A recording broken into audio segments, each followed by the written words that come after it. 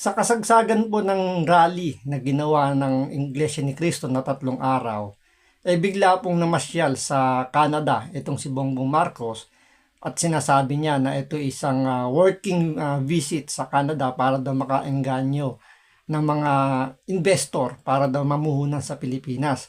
Ngayon, sa kanyang pagpunta doon sa Canada, nagkaroon ng mga insidente kung saan talagang binabash, talagang sinisigawan, talagang yung mga nagpoprotesta talagang kinuyog itong mga delegasyon ni Bongbong Marcos, lalong-lalo na si Manang Claire Castro na makita ito ng mga kababayan nating OFW, hindi napigilan yung kailang mga sarili, talagang kinumpronta nila itong si Manang Claire Castro. So ito, panoorin po natin itong mga nangyari doon sa Vancouver kung saan nga kinuyog itong si Manang Claire Castro at wala siyang magawa kung ano yung tapang niya doon sa kanyang pedestal kapag siya may press con.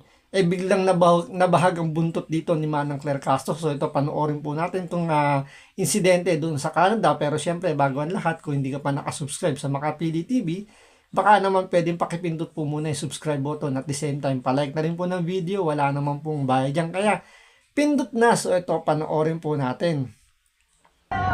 Ma'am Claire, kumusta? Pwede mong sabihan yung president natin Mega pong pa sa atin. patuloy na imbestigahan ang flood control. Ang flood control, ibalik ang pera. Binibili nyo na lahat ng mga congressman, mga senador, at ang mga justice system. Mahiyang laman kayo. Mahiyang kayo sa pera ng Ayan, si Claire Castro. Bring back the money to the coffers of Filipino. Your face is ugly than what you are. Because you're a liar. Ma'am, You're a traitor. singganana, You are a thief. Tama na po, singganan po kagwapa sa inyo.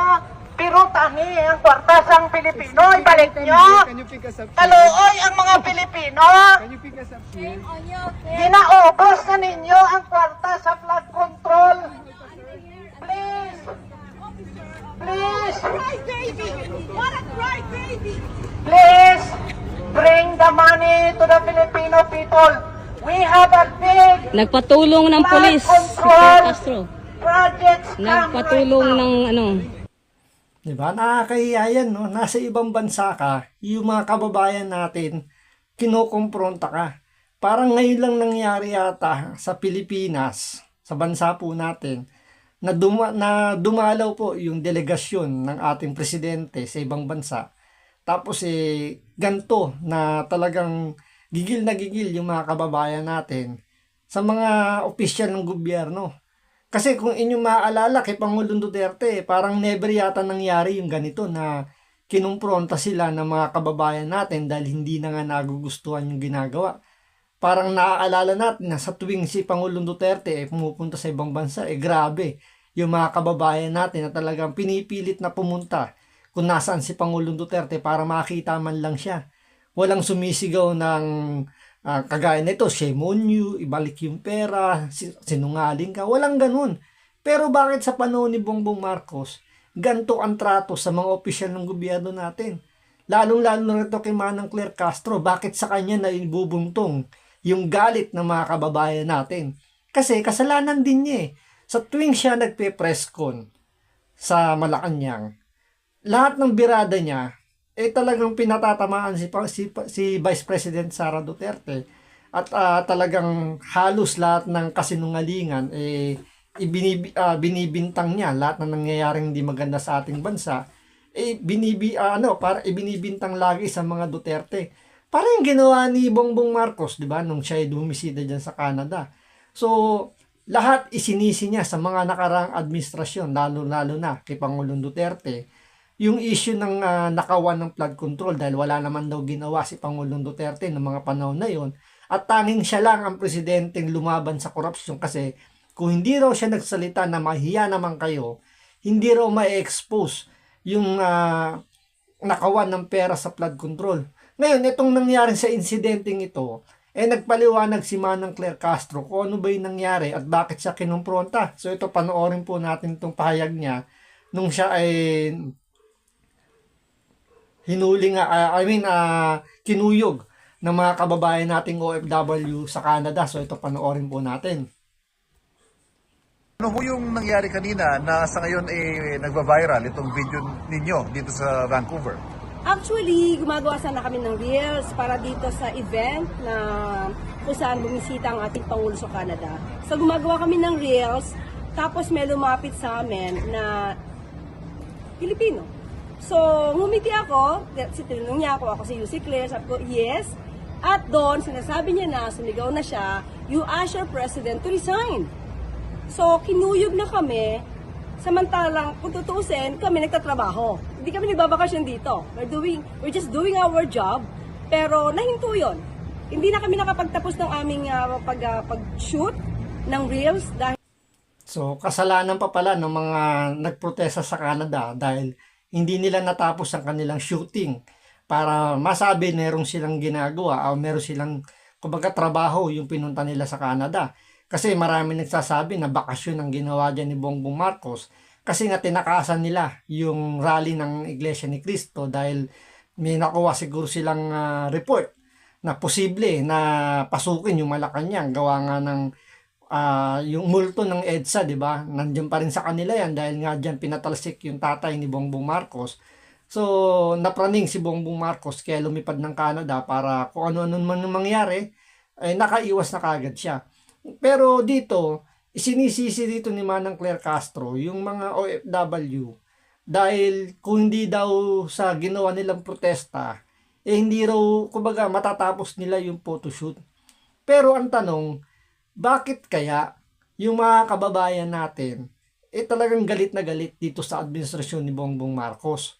'Di ba? Yun yung pinakamalaking katanungan diyan. Bakit galit na galit yung mga kababayan natin? Parang ibang-iba kapag itong si Bongbong Marcos nasa isang hallway, nasa isang bulwagan na, 'di ba? Yung kumbaga pili na kung sino-sino yung mga bisita.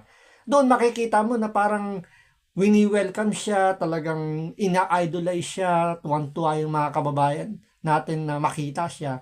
Pero pag nandito siya sa labas ng kumbaga nasa kalsada mismo ng isang lugar, parang kabaliktaran na nangyayari. Instead na kamayan siya, isigaw yung pangalan niya, ang isinisigaw, magnanakaw. Ibalik mo yung pera ng maleta, kung ano-ano, shame on you. Bakit ganun na nangyayari? dahil nga may mga Pilipino ganito yung ugali. Pero kung, hindi ko alam kung saan sila grupo, pero yung naratibo nila, yung tipong BBM resign. Yung naratibo nila ay maleta. Yung naratibo nila magnanakaw. So, at sinabihan ako na pangit. Sabi at sinungaling. So, nung sinabi nilang pangit daw ako, feeling ko sila yung sinungaling. Dito magjojoke pa si Manang Claire Castro, kala mo natutuwa sa kanya yung mga OFW nating nagpoprotesta sa iba't ibang panig ng mundo. Ngayon dito, ang inaakusahan niya rito ngayon, ang kanilang hula, kumbaga. Pero hindi na huli, talagang ang tinuturo nila rito, mga nasa likod ng mga nagprotesta, sa mga Duterte. Para kitang-kita naman dahil sino ba ang mga sino ba ang kritiko? Number 1 critic ni Bongbong Marcos, di ba, mga Duterte. Kasi yung mga dilawan, yung mga sympathizer ng NPA, hindi naman nagreklamo pagdating sa nakawan ng pera ngayon dahil sinasabi nga nila na nakinabang din yung mga kumag na yon. So talagang dito, ang pinaka tinutumbok lang dito ni Manang Claire Castro yung mga Duterte supporter na sinasabi na impluwensya ni BP Sara at ni Pangulong Duterte dahil sa naging aksyon nga nila ng pagpoprotesta nung sila ay dumalaw dyan sa Vancouver. So, may mga ganyan tao.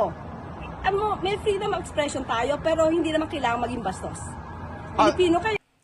Ayun, hindi naman daw kailangan mambastos. Ang tanong, yung ginawa ba ng mga nagprotesta pambabastos?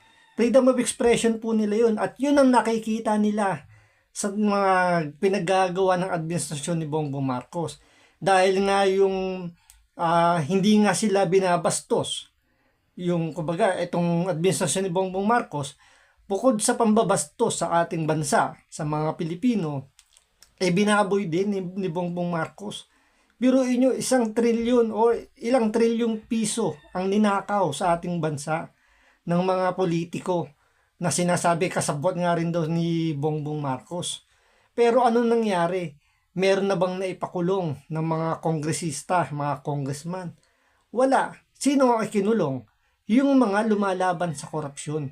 Ganyan binaboy ni Bongbong Marcos ang ating bansa. Kaya yung mga kababayan natin na nasa ibang bansa, pambabastos ang binibigay kasi yan ang nararamdaman nila. Pilipino kayo, hindi naman ganyan na ugali ng mga Pilipino eh. How did you feel about that, Yusek? Did you feel threatened at any point? At that time, dalawa lang kasi kami ni Director Robert Sol. Kasi nga siya yung kumukuha sa akin. Siya yung kumbaga, sa kanya yung hawak yung camera. So, threatened. Siguro in a way, kasi dalawa lang kami. Hindi ko alam kung mananakit sila or what. Kasi parang, siguro yung grupo naman nila, parang kung sino man yung idolo nila, parang sanay sa bayolente. Yung pagiging bayolente. So, syempre hindi namin alam. Buti na lang, thank God, na pagtawid kasi namin, hindi namin alam na may mga police officers. So, pagtawid namin, so, kinausap na namin sila kasi sumusunod sila eh. Diba? So, pero, I mean, kung ganyan talaga ang magiging ugali ng Pilipino, hindi kayo uunlad. So, kawawa. Di ba? Hanggang ngayon naniniwala pa rin sila na gustong-gusto ng mga Pilipino yung ginagawa ni Bongbong Marcos. Kahit na ito mismo, pinapakitan sa kanila na marami ng galit. Pero para sa kanila, dahil nga yung kanilang presidente, yung presidente natin, yung kanilang boss, bulag. Tawag dito, nag-hallucinate na mahal sila ng mga Pilipino. Hindi nila nararamdaman na kahit na ito, talagang sampal na sa pagbumuka nila, talagang to the point na talagang minumura na sila, sinisigawan na sila. Pero para sa kanila, isolated cases lang yan. At ito gawa lang po ng mga Duterte supporter. So, nasa inyo yan kung ano yung paniniwalaan ninyo. Kung totoo ba yung sinasabi ni Manang Claire Castro na hindi dapat daw sila binabastos ng mga kababayan nating OFW kapag sila nagbabakasyon. So, hanggang dito lang po muna. Maraming salamat po sa panonood. Ingat po kayo lagi. God bless.